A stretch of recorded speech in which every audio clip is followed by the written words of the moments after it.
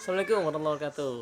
Halo teman-teman semua, kita mau lanjutin bahasan soal on becoming a trainer. Nah, di video yang sebelumnya kita sudah bahas soal dua jalur menjadi trainer. Nah, jalur yang pertama apa? Yes, jalur kita memang ahli di bidang itu, praktisi di bidang itu.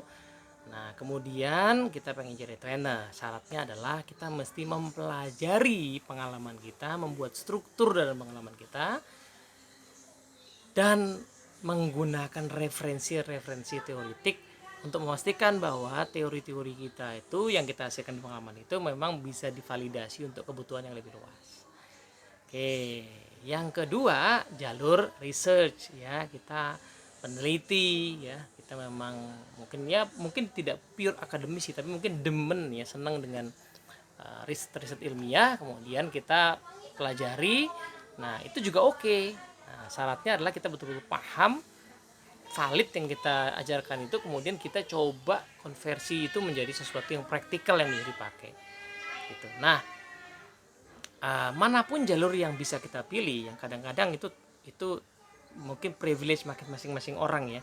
Ada orang yang gini, yang suka jadi komentar itu begini, kalau saya nggak punya pengalaman lapangan, apa iya saya bisa bantu orang? Mana sudah saya bahas tuh kan, bagaimana Ramcaran, Jim Collins begitu kan. Nah, soalnya gini teman-teman, kenapa saya bilang itu bisa, jalur yang kedua ini bisa?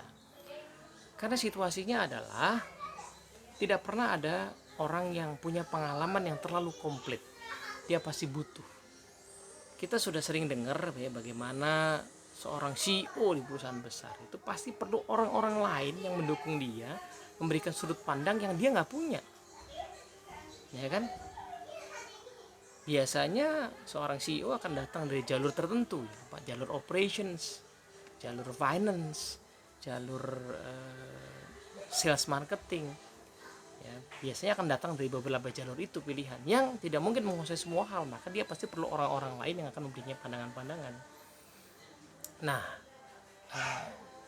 apapun yang bidang yang kita pilih biasanya juga punya dimensi-dimensi seperti itu. Contoh misalnya, kita punya tadi ya, praktisi lah, anggaplah kita praktisi, punya pengalaman dan punya style memimpin yang modelnya itu galak, gitu. Gaya kita tuh galak. Nah, kemudian kita coba saripati kan, oh jadi leader tuh harus tegas segala macam bla bla bla gitu ya. Kita jadikan sebuah teori itu kita ajarkan. Tapi kan peserta kita itu tidak semua seperti kita ya. Peserta kita akan punya background yang berbeda, karakteristik yang berbeda. So kita nggak bisa juga hanya mengajarkan gaya kita aja, karena belum tentu bisa diduplikasi untuk semua orang. Pada akhirnya kita perlu sudut pandang lain. Disinilah sebenarnya orang-orang yang mau ngambil jalur yang tadi ya akademik itu juga bisa, selama dia mengumpulkan informasi yang sifatnya valid. Karena toh sebenarnya proses pembelajaran di zaman sekarang bukan mengajari, saya guru ngajari orang, tapi sebenarnya saya membantu orang untuk belajar. Ini ada materi yang validated based on research atau based on experience, mari kita coba pelajari, saya pandu cara mempelajarinya. Sebenarnya hakikatnya begitu. Sebagai trainer facilitator itu kita memandu orang untuk bisa memahami apa yang disampaikan dan mengaplikasikan dalam konteks kehidupannya masing-masing.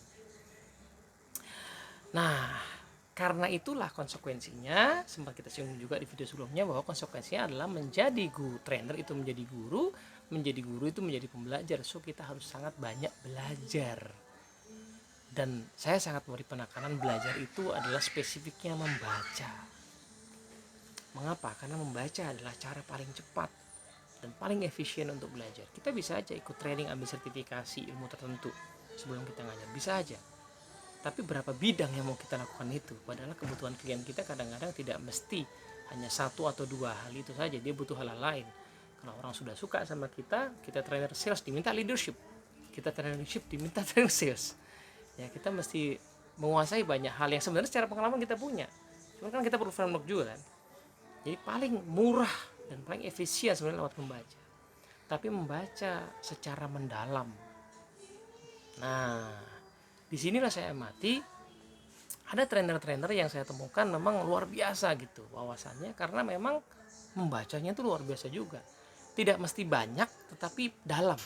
gitu ya. Banyak tuh dalam artian sampai wah banyak lah koleksi bukunya gitu, nggak mesti juga, tapi mendalam gitu. Tapi ada juga yang dalam sekaligus banyak juga, ada ya saya temukan. Itu dua jenis itu.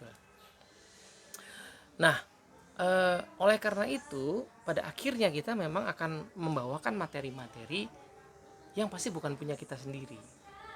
Nah, salah satu etika dalam menyampaikan materi adalah sebenarnya pastikan kita merefer apa yang kita sampaikan itu kepada referensi yang tepat. Jangan sampai kita menyampaikan sesuatu yang kita akan membuat orang mengira itu punya kita, padahal bukan. Masih mending kalau sekedar lupa, it's okay. Ya, manusia itu tempatnya salah dan lupa ya. Tapi yang kadang-kadang saya temui, saya nggak mau bilang sering meskipun sering juga. Tapi kadang-kadang kita temui adalah ada materi. Saya tahu referensinya dari mana ini, tapi nggak disebutkan di materi itu. Nggak ada catatan kakinya atau di belakang pun nggak disebutkan. Atau pas disampaikan juga nggak disebutkan. Nah ini yang berbahaya. Mengapa? Karena etika dalam dunia keilmuan adalah pastikan orang yang belajar tahu dari mana dia belajar. Mengapa? Karena kita menyampaikan sesuatu bisa jadi ada pemahaman kita yang tercampur di dalamnya. Nah, kalau orang tahu itu dari mana, pada saat dia nemu referensi aslinya, dia bisa mengoreksi pemahaman dia sendiri. Tapi kalau dia nggak tahu referensi aslinya, dia ambil mentah-mentah, bisa jadi salah, bisa jadi berbahaya. Nah, gitu ya. Maka pastikan kita menjaga etika ini. Hargai guru tempat Anda mengambil ilmu. Buku yang kita pelajari itu guru kita. Yang nulis itu guru kita. Jadi harusnya kita hargai gitu ya. Salah satu bentuk penghargaannya adalah dengan memastikan kita ngasih referensi. Nah, saya kadang-kadang mengamati juga ada orang misalnya, ini terutama spesifik mungkin di dunia NLP ya. Karena neurologi programming itu ilmu yang menarik ya, banyak orang yang pakai, merasakan manfaat, tapi pengen ngajarin itu cuman kadang-kadang khawatir membingungkan, so dia ambil saja itu NLP, tapi dia nggak sebut-sebut nama NLP-nya. Bahkan ada yang sengaja mau melakukan riset yang mengambil dari NLP, tetapi dia nggak mau sebut-sebut semua, akan mencari sumber-sumber lainnya supaya ini kelihatan bukan NLP. Nah itu saya kira etika yang kurang baik ya di kalangan kita sebagai orang yang bergerak di dunia keilmuan. Jadi ciri keilmiahan itu kan sederhana. Kita perlu ya, jadi abad ini kan generasi kita kan generasi ilmiah ya, generasi ketika ilmu itu memang terang benderang ya, benar terang benderang, ada di mana-mana. Nah, ciri-ciri keilmiahan sebenarnya sederhana. Setiap kali ada sebuah opini, maka pastikan dia punya dasar yang jelas. Nah, dasarnya itu apakah data langsung kita ambil dari teori atau pendapat orang gitu. Nggak apa-apa juga ambil pendapat orang atau pendapat kita sendiri, yang penting jelas sehingga orang yang belajar itu tahu dari mana dia mengambil ilmu, sehingga dia bisa mengoreksi pemahamannya, dia bisa melengkapi pemahamannya gitu. Jadi etika ini jadi penting karena di sisi yang lain, kalau yang buruknya, fase buruknya adalah saya suka mengamati ada trainer bikin training tanda kutip ya, kalau mau dibilang nyuri ilmu orang gitu. Nyuri itu begini, kenapa saya bilang saya sengaja menggunakan istilah nyuri ya, karena bukan nggak sengaja tapi sengaja ikut training orang yang plek-plekan materi itu dipakai di modulnya dia, bukan diteliti lagi, bukan dimodifikasi, bukan dibilang bahwa saya belajar ini dari ini kemudian saya merasa ada kekurangannya, saya tambahin begini, modelnya jadi begini, so saya ajarkan yang ini. Bukan begitu juga, tetapi plek-plekan diambil. Itu yang tadi saya katakan sebagai pencurian sebenarnya gitu ya. Nah, belajar dari orang itu biasa, dan gak ada juga ilmu yang benar-benar baru di dunia ini. Nah, tapi pastikan kita jelaskan itu, bahwa saya mengambil dari mana. Itulah kaidah sederhana dari dunia ini ya. Dan sebagai guru kita mesti mengkampanyekan itu, menjadi contoh akan hal itu, supaya kemudian murid-murid kita, peserta kita juga terinspirasi terhadap ilmu dan menggali ilmu lebih lanjut. Kalau kita nggak pernah sebutkan referensinya, maka bisa jadi dia akan merasa cukup dengan apa yang kita sampaikan, padahal yang kita sampaikan bisa jadi sepotong saja dari ilmu aslinya gitu. Nah, sampai di sini moga-moga teman-teman yang berangkat pengen jadi trainer maka pastikan kita menjaga kaidah etika keilmiahan ini. Kalau kita dari praktisi, maka belajarlah teori supaya lengkap pemahaman kita. Karena pengalaman kita, ini menarik ya. Saya ada satu poin menarik waktu saya mendalami Seven Habit lagi ya. Di video saya tentang Seven Habit ada itu. Sampai ke habit 7, Pak Stephen Covey itu menyoroti tentang kegiatan membaca yang beliau anggap sebagai kegiatan mengasah pikiran yang sangat penting ya. Tadinya saya berpikir bahwa mengasah pikiran itu memang salah satunya baca, tapi saya pikir nggak harus baca juga kali, ya kan, bisa aktif ikut kursus, training dan segala macam. Tapi beliau sangat menekankan membaca karena di kegiatan membaca itu ada satu poin yang sangat krusial, yaitu apa? Dalam dengan membaca, terutama membaca buku yang bagus secara mendalam, itu satu kita punya kemerdekaan berpikir ya. Karena tanpa sadar sebenarnya kita itu pikiran kita dibentuk oleh lingkungan dan pengalaman dan pendidikan. Kita pernah kerja di mana, kita pernah dipimpin siapa, punya orang tua siapa, pernah sekolah di mana, pernah kerja di mana, itu membentuk kita.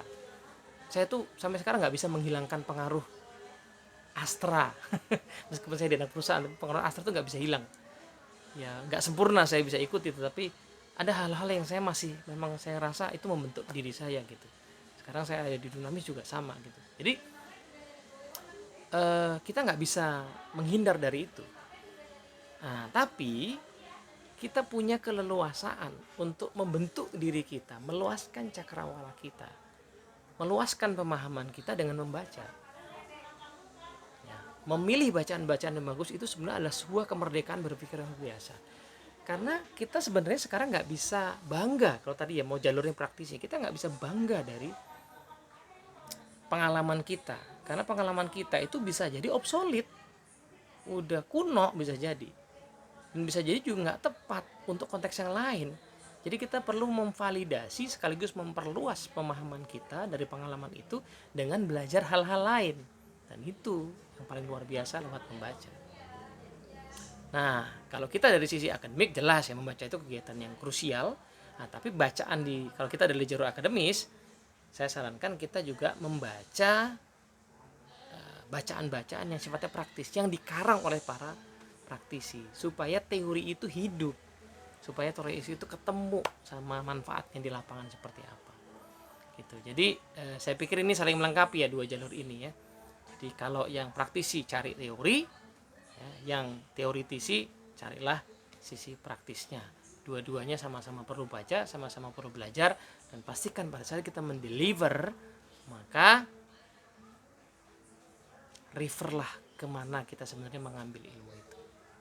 Moga-moga manfaat. Assalamualaikum warahmatullahi wabarakatuh.